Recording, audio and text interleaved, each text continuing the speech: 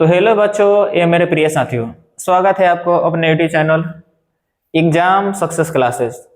आज हम लोग देखने वाले हैं 12th यानी 12वीं कक्षा का पॉलिटिकल साइंस यानी राजनीतिक शास्त्र, चैप्टर 3 समकालीन विश्व में अमेरिका का वर्चस्व। यह फर्स्ट बुक है। फर्स्ट बुक का तीसरा चैप्टर है जिसका नाम है समकालीन विश्व में अमेरिकी वर्चस्व। इस क्लास को इस तरह से डिजाइन किया गया है कि चाहे वह ऑब्जेक्टिव क्वेश्चन हो या सब्जेक्टिव क्वेश्चन हो, और सब्जेक्टिव क्वेश्चन में वह शॉर्ट क्वेश्चन आंसर हो या लॉन्ग क्वेश्चन आंसर हो, कोई भी क्वेश्चन आपसे परे नहीं होगा। हर एक क्वेश्चन यहीं से होगा। हर एक क्वेश्चन आपको अगर पूरी शिद्दत से पढ़ते हैं तो हर एक क्वेश्चन आपको कैसे कर सकते हैं, आप खुद से बना सकते हैं। और इसका क्वेश्चन आंसर हम अगले वीडियो में करवा ही देंगे। तो बिना समय गवाए हम इस चैप्टर को बड़ी ही शिद्दत से और बड़े ही अच्छे तरीके से पढ़ने का क्या करते हैं, प्रयास करते हैं। प्रयास नहीं बल्कि पढ़ेंगे ही। चैप्टर 3 है समकालीन विश्व में अमेरिका का वर्चस्व। अब देख लेते हैं वर्चस्व का अर्थ क्या होता है। वर्चस्व का अर्थ क्या होता है? अंतरराष्ट्रीय व्यवस्था में शक्ति के एक ही केंद्र होना वर्चस्व कहलाता है।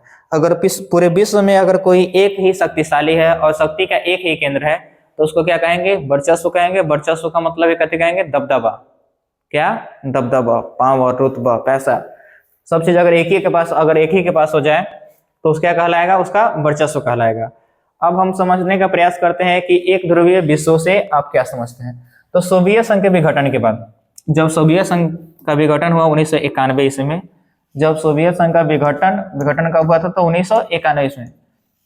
1991 के बाद के दौर एक ध्रुवीय विश्व कहा जाता है, क्योंकि इस समय एकमात्र शक्ति थी जिसका नाम क्या था, जिसका नाम था यूएसए, संयुक्त राज्य अमेरिका। अब हम लोग समझते हैं प्रथम खाड़ी युद्ध के बारे में। यह सब अमेरिका का वर्चस्व ही है जो प्रथम खाड़ी युद्ध हुआ, इसके बारे में समझिए तनी सब। सन 1990 ईस्वी में अमेरिका के नेतृत्व में 34 देशों की मिलीजुली, प्रथम खाड़ी युद्ध के बारे में समझने का प्रयास कर रहे हैं कि सन 1990 ईस्वी में अमेरिका के नेतृत्व में 34 देशों की मिलीजुली 6,60,000 सैनिकों की भारी भरकम फौज इराक के विरोध में मोर्चा खोला और उसे परास्त कर दिया। क्या होगा यहाँ, बल्कि यहाँ होगा परास्त कर दिया, मतलब उसे हरा दिया। परास्त कर दिया यानी उसे हरा दिया। इसी को प्रथम खाड़ी युद्ध कहा जाता है। प्रथम खाड़ी युद्ध कहा जाता है। फिर से समझिए, 1990 में क्या हुआ कि 1990 में एक घटना घटी कि 1990 में अमेरिका के नेतृत्व में 34 देशों की मिलीजुली सरकार ने 6,60,000 सैनिकों की भारी भरकम फौज तैयार हुआ और उस पर क्या कर दिया, इराक के विरुद्ध मोर्चा खोला गया, मतलब इराक पर आक्रमण किया गया और उसे क्या कर दिया गया, परास्त कर दिया गया, मतलब उसे हरा दिया गया। इसी को कहा जाता है प्रथम खाड़ी युद्ध के नाम से जाना जाता है। अगला समझने का प्रयास करते हैं कि नई व्यवस्था क्या थी, इसके बारे में हम लोग समझने का प्रयास करते हैं। नई व्यवस्था, तो सन 1990 के अगस्त में इराक ने कुवैत पर हमला किया और तेजी से उस पर कब्जा जमा लिया। इराक को समझाने बुझाने की तमाम कोशिशें हुई, लेकिन जब कोशिशें नाकाम रही तो संयुक्त राष्ट्र संघ ने कुवैत को मुक्त कराने के लिए सैनिक कार्रवाई का आदेश दिया। इसी आदेश का पालन करके शीत युद्ध के दौरान ज्यादातर मामलों में चुप्पी साध लेने वाले संयुक्त राष्ट्र संघ के लिहाज से यह एक नाटकीय फैसला था। मतलब कभी भी ऐसा फैसला संयुक्त राष्ट्र संघ ने ऐसा फैसला कभी वह नहीं लिया था। वह शीत युद्ध के दौरान हर मामले पर शांत रहता था। कोई भी घटना घटे, कुछ भी हुआ, इतना मारकाट हुआ, कुछ भी हुआ, लेकिन वह कभी किसी में आदेश नहीं लिया, कोई भी निर्णय नहीं लिया। लेकिन इराक ने जब कुवैत पर हमला किया तो उसे मुक्त कराने के फैसला लिया। यह तरह से क्या हुआ कि नाटकीय फैसला था। अमेरिकी राष्ट्रपति जॉर्ज डब्ल्यू बुश ने इसे नई व्यवस्था की संज्ञा दी। हम जान रहे थे कि नई व्यवस्था क्या थी, तो नई व्यवस्था के बारे में हम एक बार फिर से समझ लीजिए कि नई व्यवस्था में क्या हुआ कि सन 1990 के अगस्त में जब इराक ने कुवैत पर हमला किया, इराक ने कुवैत पर हमला किया, तो उसे समझाने बुझाने का प्रयास किया गया कि बउआ इराक पर से मतलब कि कुवैत से हट जाओ, कुवैत पर आक्रमण न करो। लेकिन लाख जो कोशिशें की गई वह क्या रहा, असफल रहा। असफल के कारण क्या हुआ कि संयुक्त राष्ट्र मजबूरीवश उसने कुवैत को मुक्त कराने के लिए सैनिक कार्रवाई का आदेश दिया कि भाई किसी तरह से उसे कत्ल करवा दिया जाए, मुक्त कर दिया जाए, उसे क्या कर दिया जाए, आजाद करवा दिया जाए। शीत युद्ध के दौरान ज्यादातर मामलों में चुप्पी साधने के लिए मतलब संयुक्त राष्ट्र संघ के लिहाज से यह एक नाटकीय फैसला था। कभी भी इतना जो डिसीजन होता है, इतना खतरनाक डिसीजन वह नहीं ले पाया था। कौन? संयुक्त राष्ट्र संघ। अमेरिकी राष्ट्रपति जॉर्ज डब्ल्यू बुश ने इसे ही नई व्यवस्था कहा। अब ऑपरेशन डेजर्ट स्टॉर्म के बारे में समझते हैं। प्रथम खाड़ी युद्ध के दौरान इराक के विरुद्ध अमेरिका के नेतृत्व में की गई इस सैनिक कार्रवाई को संयुक्त राष्ट्र संघ द्वारा ऑपरेशन डेजर्ट स्टॉर्म का नाम दिया गया। जो प्रथम खाड़ी युद्ध हुआ था 1990 में, तो 1990 में अमेरिका ने जो इराक पर हमला किया था, और अमेरिका के नेतृत्व में जो ही सैनिक कार्रवाई हुई थी 6,60,000 की, तो इसे ही संयुक्त राष्ट्र संघ ने इसे क्या दे दिया गया, संयुक्त राष्ट्र संघ यानी यूएनओ ने, संयुक्त राष्ट्र संघ यानी संयुक्त राष्ट्र संघ यानी यूएनओ ने इसे क्या नाम दिया, ऑपरेशन डेजर्ट स्टॉर्म का नाम दे दिया। अब हम लोग आगे समझते हैं कि कंप्यूटर युद्ध क्या था। यह सब जो प्रभुत्व देख रहे हैं, जो दबदबा देख रहे हैं, वर्चस्व देख रहे हैं, ये सब किसका देख रहे हैं? अमेरिका का ही वर्चस्व देख रहे हैं। चलिए हम कंप्यूटर युद्ध की चर्चा करते हैं। कंप्यूटर युद्ध, प्रथम खाड़ी युद्ध में अमेरिका ने बड़े विज्ञापनी अंदाज में स्मार्ट बमों का प्रयोग किया, जिस कारण सब कुछ राजनीतिक पर्यवेक्षकों ने इसे कंप्यूटर युद्ध की संज्ञा दी। क्या हुआ कि प्रथम खाड़ी युद्ध में जब अमेरिका ने इराक पर हमला किया, तो नए नए जितने भी परमाणु हथियार बनाए गए थे, स्मार्ट बम बनाए गए थे, उन सब का क्या किया गया, उस पर प्रयोग किया गया। तो जो जितने भी राजनीतिक पर्यवेक्षक थे, राजनीतिक जो देखने वाले पर्यवेक्षक थे, उन्होंने कहा कि यह क्या है, कंप्यूटर युद्ध की तरह है। कंप्यूटर से जिस तरह युद्ध होता है, ले धमाका कुछ भी फोड़ दिया जाए, तो उसी तरह का जो युद्ध हुआ उसे कथी कहा गया, कंप्यूटर युद्ध की संज्ञा दी गई। किसके द्वारा? जो राजनीतिक पर्यवेक्षक थे उनके द्वारा। अब नोट में समझने का प्रयास करते हैं। प्रथम विश्व युद्ध को वीडियो गेम वॉर भी कहा जाता है। प्रथम विश्व युद्ध का दूसरा नाम ही ऑपरेशन डेजर्ट स्टॉर्म है, उसी का नाम कंप्यूटर युद्ध हो गया, और उसी का नाम क्या हो गया कि वीडियो गेम वार हो गया। आगे समझने का प्रयास कीजिए। इस युद्ध को टेलीविजन पर व्यापक कवरेज मिली थी, मतलब लाइव चला दिया। क्या हुआ कि लाइव चला दिया। जैसे आप लोगों का क्लास लाइव चलता है, कभी आ जाते हैं लाइव, तो आप मैसेज करते हैं, डायरेक्ट दिखाई देता है। अभी मैसेज कीजिए, यह जो वीडियो होगा वह रिकॉर्डेड होगा, तो आप बाद में मैसेज कीजिए, आप मैसेज कीजिएगा तो हमको बाद में दिखाई देगा, अभी तो नहीं दिखाई देगा, क्या कि अभी लाइव नहीं है। लेकिन जब वह युद्ध हुआ था, प्रथम खाड़ी युद्ध, ऑपरेशन डेजर्ट स्टॉर्म भी कह सकते हैं, वीडियो गेम वार भी कह सकते हैं, तो उसको लाइव चलाया गया था। सैनिक मार रहे थे, सैनिक के माथे पर क्या लगा था, कैमरा लगा था, जैसे मारता था हेडशॉट तो दिखाई देता था धराम धराम, एकदम कथी की तरह, जो फ्री फायर होता है, उसके बाद पबजी होता है, एकदम धराम मारता है हेडशॉट, तो उसी तरह वो क्या हुआ कि पूरा प्रसारित किया गया, पूरा लाइव चला दिया गया, किस तरह अमेरिकी सैनिक मार रही है, तो व्यापक कवरेज मिली थी। प्रथम खाड़ी युद्ध में जापान, जर्मनी और सऊदी अरब ने अमेरिका की आर्थिक मदद की थी। प्रथम खाड़ी युद्ध में, अब प्रथम खाड़ी युद्ध के बारे में समझिए क्या था। प्रथम खाड़ी युद्ध अगस्त 1990 में हुआ था, जिसको ऑपरेशन डेजर्ट स्टॉर्म कहा जाता है। वो कब हुआ था? अगस्त 1990 ईस्वी में। इराक और कुवैत के बीच 34 देशों की मिलीजुली सैनिक थी। 34 देशों की मिलीजुली सैनिक थी। कुल कितने सैनिक थे? तो 6,60,000 सेना थी, जिसमें 75% अमेरिकी सेना थी। इस 6,60,000 में इसका 75% जो सैनिक था वह किसका था? अमेरिका का। तो समझ सकते हैं कि दबदबा किसका है? अमेरिका का ही है। वही नेतृत्व कर रहा था। अमेरिकी सैनिक क्या कर रहे थे? नेतृत्व करते, किधर से घुसना है, किधर से मारना है, किधर से कत्ल करना है, ये सब किसका नेतृत्व कौन कर रहा था? अमेरिका। प्रथम खाड़ी युद्ध में America general Norman Swaraj cow ने अमेरिकी सैन्य अभियान की कार्रवाई की थी। प्रथम खाड़ी युद्ध में सद्दाम हुसैन, जो इराक के राष्ट्रपति थे 1990 ईस्वी में, ने ऐलान किया कि यह युद्ध 100 जंगों की एक युद्ध साबित हुई। मतलब बड़ी खतरनाक यह युद्ध हुआ था इराक पर, जो हुआ था प्रथम खाड़ी युद्ध, यानी 1990 में। अमेरिकी पार्टी 1990 में राष्ट्रपति का चुनाव। अमेरिकी पार्टी के बारे में समझते हैं, और उस समय जो राष्ट्रपति का चुनाव हुआ था 1992 उसके बारे में समझिए। रिपब्लिक पार्टी का जो नेतृत्व कर रहे थे वह जॉर्ज बुश कर रहे थे, और डेमोक्रेटिक पार्टी का जो नेतृत्व कर रहा था वह विल क्लिंटन कर रहा था। अमेरिका में राष्ट्रपति चुनाव हर 4 वर्षों के अंतराल में होता है। अब आगे समझिए, कितने वर्ष के अंतराल में? 4 वर्ष के अंतराल में होता है।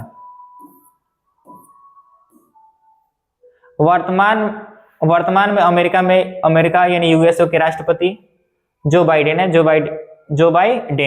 अभी वर्तमान में अमेरिका के राष्ट्रपति है, उनका नाम क्या है? Joe Biden. अब 9/11 हमले के बारे में समझिए। 9/11 हमला अमेरिका में महीने तारीख से पहले लिखी जाती है। अमेरिका में महीने को तारीख से पहले लिखा जाता था। यह 9वां महीना होगा, यह 9वां महीना होगा, 11 तारीख हुआ। 11 सितंबर 2001, 11 सितंबर 2001 की यह घटना है। इसके बारे में समझिए। अलकायदा यानी ओसामा बिन लादेन 19 अपहरणकर्ता जिसके बारे में बताया जा रहा है। अलकायदा या ओसामा बिन देल था, उसने कितने लोगों का अपहरण किया था? 19 लोगों का अपहरण किया था। अमेरिका के 4 व्यावसायिक विमानों पर कब्जा कर लिया था। पहला विमान को कब्जा करने के बाद में न्यूयॉर्क स्थित वर्ल्ड ट्रेड सेंटर यानी WTO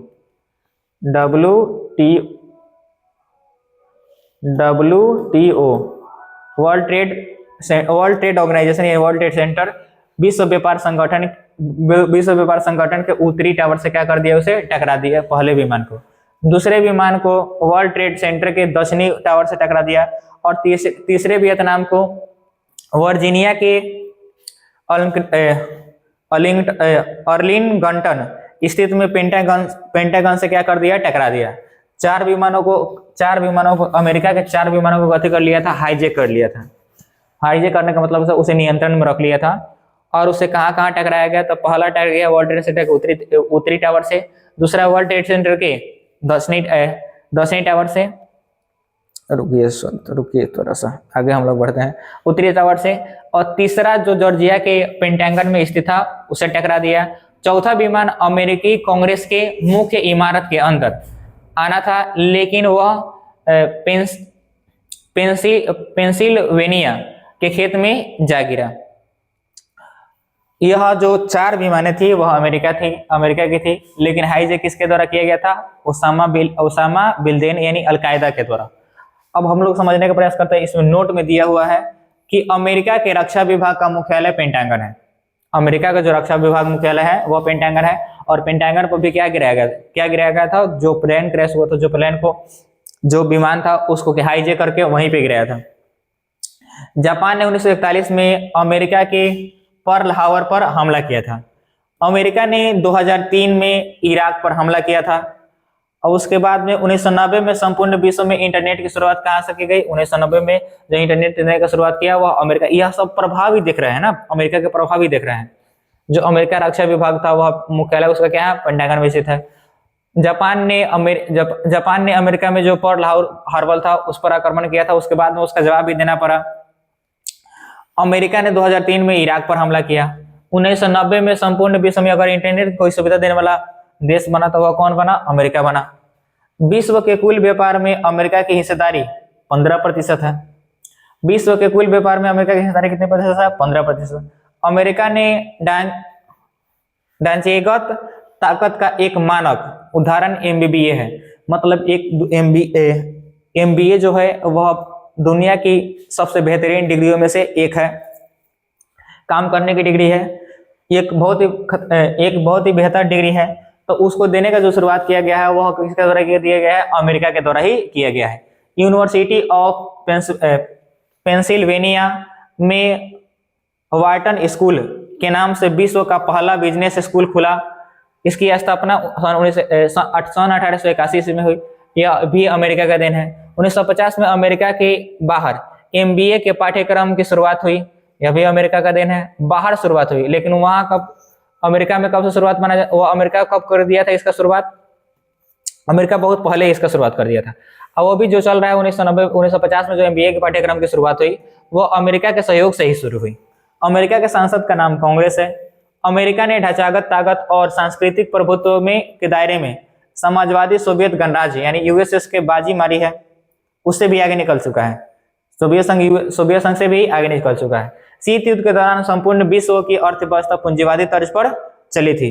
दूसरे विश्व युद्ध के बाद ब्रिटेन बोर्ड प्रणाली कायम हुई थी। इस सब जो प्रभुत्व, यह प्रभुत्व का ये नजारा ही दिखाया जा रहा है। ऑपरेशन एंड्यूरिंग फ्रीडम के बारे में समझते हैं कि ऑपरेशन एंड्यूरिंग फ्रीडम क्या था।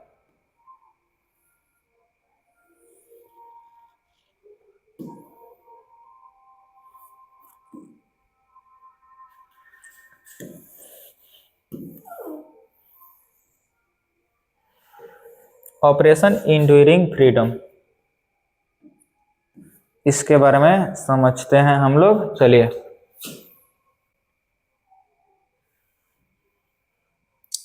आतंकवाद के विरुद्ध विश्वव्यापी युद्ध के अंग के रूप में अमेरिका ने ऑपरेशन एंड्यूरिंग फ्रीडम चलाया। पूरे विश्व में आतंकवाद को खत्म करने के लिए एक ऑपरेशन चलाया गया जिसका नाम क्या था? Operation enduring freedom. यह अभियान उन सभी के खिलाफ चलाया गया था जिस पर 9/11 हमले का शक था। जो अमेरिका में 9/11 हमला भी किया गया था, वह जो चार विमानों को हाईजैक करके उसे नियंत्रित करके कहीं कहीं गिराया गया था, अमेरिका में ही कहीं कहीं गिराया गया था। तो उसका बदला लेने के लिए इसने कौन सा ऑपरेशन एंड्यूरिंग फ्रीडम चलाया था? खासकर आतंकवादी संगठन अलकायदा के खिलाफ यह चलाया गया था। अब ऑपरेशन इराकी फ्रीडम, सन 2003 में अमेरिका ने इराक पर हमला किया जिसे ऑपरेशन इराकी फ्रीडम के नाम से जाना जाता है। हेगमनी शब्द जो होता है इसके बारे में समझिए कि हेगमनी शब्द क्या है। हेगमनी शब्द प्राचीन यूनान के शब्द से निकला है। इस शब्द से किसी एक राज्य के नेतृत्व तथा प्रभुत्व का बोध होता है। जो हेगेमनी शब्द का प्रयोग किया गया था वह अमेरिका के लिए ही किया गया था। विश्व के प्रमुख देशों में सैन्य क्षमता, देखिए जो विश्व में सभी देश है जो सैनिक पर खर्चा करते हैं उसमें सबसे आगे कौन है? अमेरिका है। कितना करता है? 455.9 अरब डॉलर। चीन करता है 82.2 अरब डॉलर। रूस करता है 61.2 अरब डॉलर। फ्रांस करता है 52.7 अरब डॉलर। ब्रिटेन करता है 50.1 अरब डॉलर। जापान करता है 45.2 अरब डॉलर। जर्मनी करता है 37.8 अरब डॉलर। इटली करता है 33.9 अरब डॉलर। सऊदी अरब करता है 20.9 अरब डॉलर। भारत करता है 19.8 अरब डॉलर। तो भारत जो सैनिक खर्च करता है वह अमेरिका देखिए कितना सैनिक खर्च करता है। तो कहीं ना कहीं पूरे विश्व में अगर कोई पावरफुल है, शक्तिशाली है, किसी का वर्चस्व यानी किसी का दबदबा है तो वह कौन है? अमेरिका है। उसी का तो चैप्टर पढ़ रहा है। वैश्विक अर्थव्यवस्था के संदर्भ में सार्वजनिक वस्तु, अब समुद्री व्यापार मार्ग, सी लेन ऑफ कम्युनिकेशन, इंटरनेट, यह सब की जो सुविधा प्रदान करने वाला था, जो पहला देश था वह अमेरिका ही था। WWE कुछ फुल फॉर्म वगैरह दिया है, इसको याद रखना होगा। WWW वर्ल्ड वाइड वेब, जगत जोड़ता जाल। PPP purchasing power priority. उसके बाद में MBA master of business administration, MBA का फुल फॉर्म है। WTO का फुल फॉर्म हो जाएगा वर्ल्ड ट्रेड ऑर्गेनाइजेशन यानी विश्व व्यापार संगठन। IMF का फुल फॉर्म होगा इंटरनेशनल मॉनेटरी फंड, अंतरराष्ट्रीय मुद्रा कोष। और WB यानी वर्ल्ड बैंक, विश्व बैंक। ढांचागत ताकत के रूप में अमेरिका का वर्चस्व, जितने भी नए नए चीजों का आविष्कार हुआ, एक ढांचा तैयार किया गया है तो वहां भी अमेरिका का वर्चस्व दिखाई देता है। वह सांस्कृतिक रूप से अमेरिका का वर्चस्व दिखाई देता है, सामाजिक रूप से अमेरिका का वर्चस्व दिखाई देता है, सभी रूप में क्या दिखाई देता है तो अमेरिका का ही वर्चस्व दिखाई देता है। अब पहले समझिए ढांचागत रूप में। सार्वजनिक वस्तु जैसे स्कॉश हो गया, WWE हो गया, वर्ल्ड वेब जो बताया गया है, वर्ल्ड वेब, वो इंटरनेट हो गया, उस सब में किसका दबदबा है? अमेरिका का ही। वैश्विक व्यवस्था में अमेरिका की हिस्सेदारी 28% अब हो गई है। वैश्विक व्यापार में अमेरिका की हिस्सेदारी 15%। दूसरे विश्व युद्ध के बाद ब्रिटेन वुड प्रणाली का जो चलन हुआ वो अमेरिका के द्वारा ही चलाया गया। विश्व बैंक, अंतर्राष्ट्रीय मुद्रा कोष और विश्व व्यापार संगठन में अमेरिका वर्चस्व का परिणाम ही दिखाई देता है।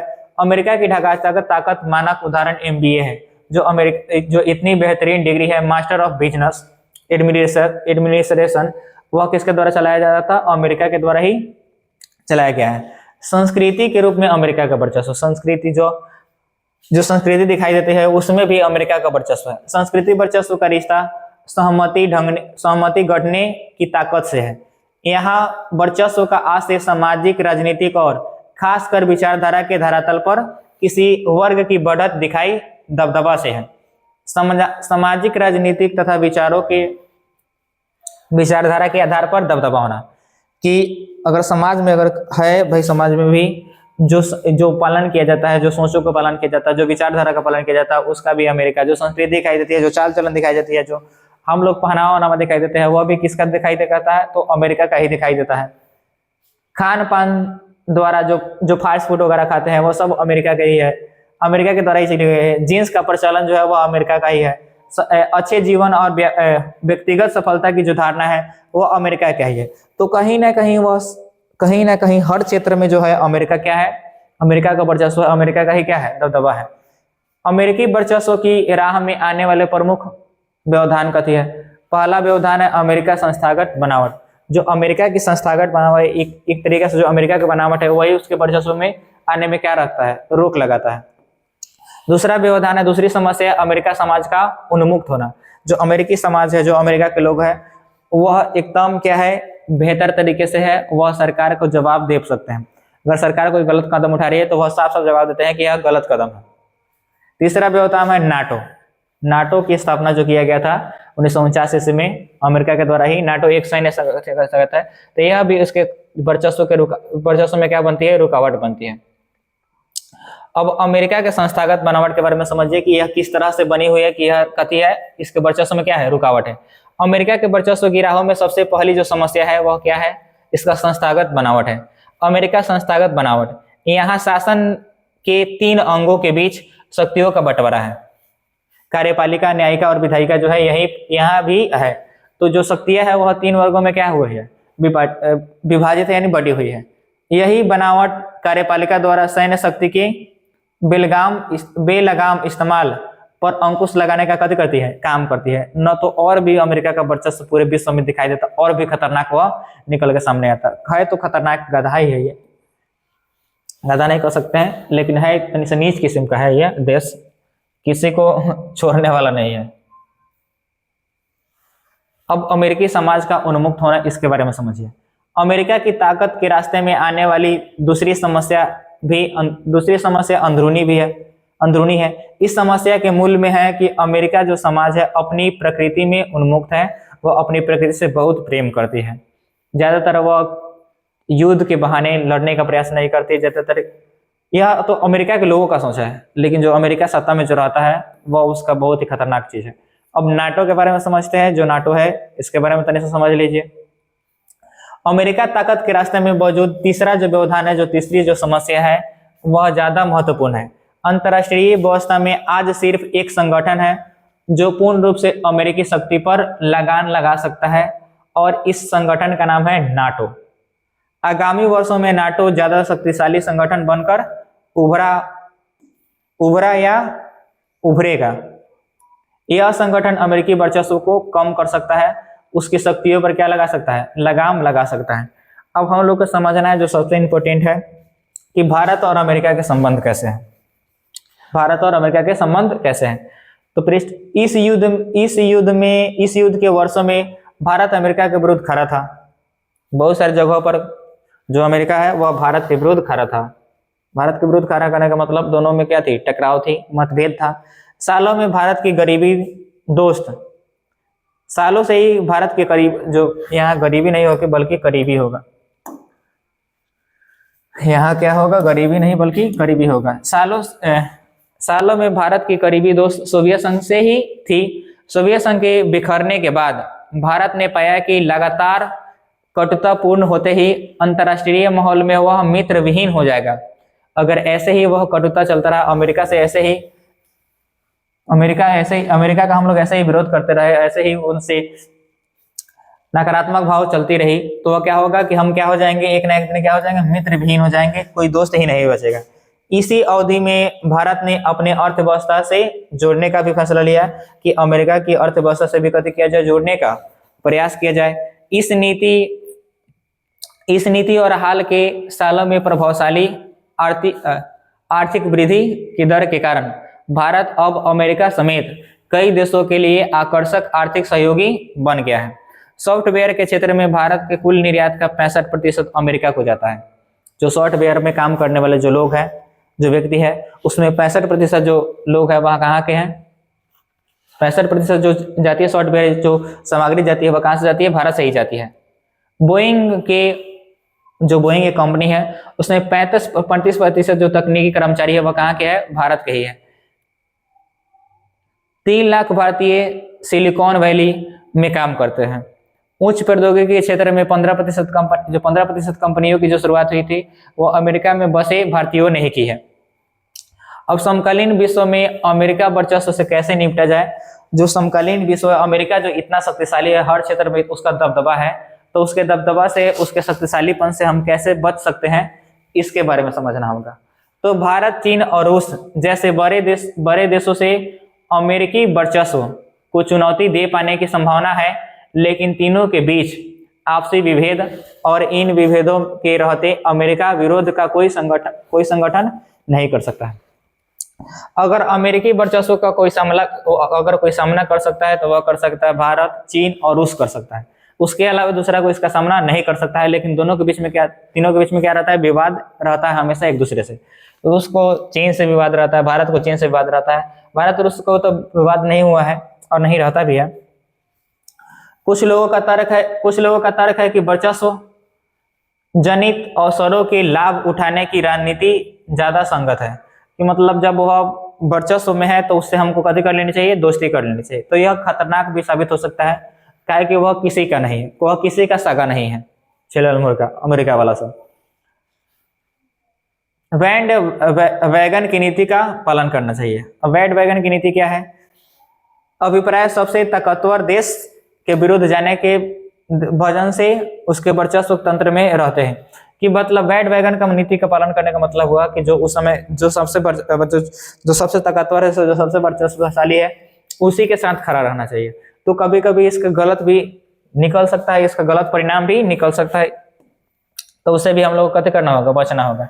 इसके अलावा विश्व के सभी देशों के सामने एक विकल्प यह है कि अपने आप को अमेरिका की नजरों से छुपा ले। अब आप अमेरिका की नजरों से कैसे छुपा सकते हैं? अगर आप विकास करेंगे, आप तेजी गति से आर्थिक विकास करेंगे तो अमेरिका की नजर में खटकेंगे ही, तो आप तो बच नहीं सकते हैं। तो कुछ ना कुछ तो करना होगा। और बैकगैमन की नीति क्या थी, इसके बारे में तो नहीं समझ लेते हैं। बैकगैमन की नीति से अभिप्राय सबसे ताकतवर देश के विरुद्ध जाने के वजन से है, कि मतलब उसके विरुद्ध जाने से कैसे करना चाहिए, बचना चाहिए। उसके वर्चस्व तंत्र में रहते हुए अवसरों का फायदा उठाना कहीं उचित राजनीति है, कि उसके साथ रहकर क्या करना चाहिए, आर्थिक विकास करना चाहिए। इसे बैडगन अथवा जैसी बहे ब्यार पीठ वैसी कीजिए की राजनीति कहते हैं। कि जो उस समय जिस समय जो शक्तिशाली है उसके साथ मिलकर काम करिए। मतलब कि जिधर ब्यार बहे उस तरह ठंडा खाने के लिए कैसे कर दीजिए, अपना पीठ कर लीजिए। तो भैया, तो भाई कभी कभी हो सकता है कि गलत ही सिद्ध हो, लेकिन अधिकांश जगह पर कारगर सिद्ध हो सकता है। तो हम लोगों ने पूरा जो चैप्टर था वो अच्छे तरीके से समझा। तो उम्मीद करते हैं कि अब वीडियो अच्छी लगी होगी। अगर अच्छी लगी हो तो लाइक, शेयर और सब्सक्राइब जरूर करें। मिलते हैं अगले क्लास में, तब तक के लिए जय हिंद।